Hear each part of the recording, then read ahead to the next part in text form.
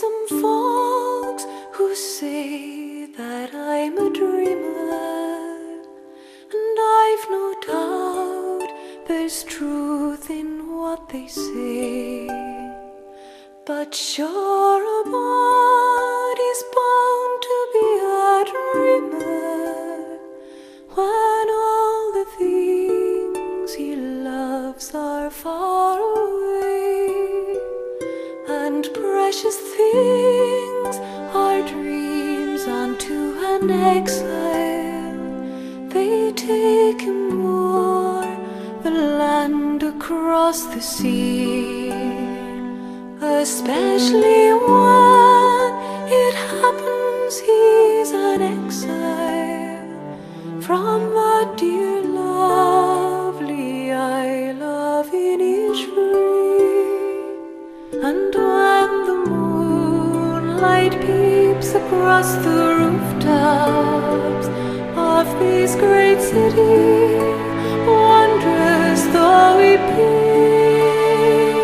I scarcely feel its wonder or its laughter.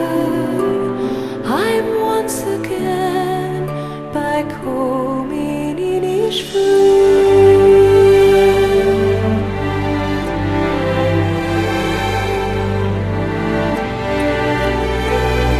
I wander o'er green hills, through dreamy valleys, and find a peace no other land would know.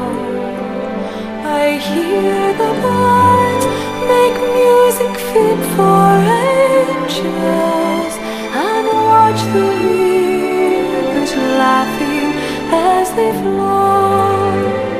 And then into a humble shack I wander, my dear old home, and tenderly behold the folks I love around the turf I gather, on bended knees their rosaries told.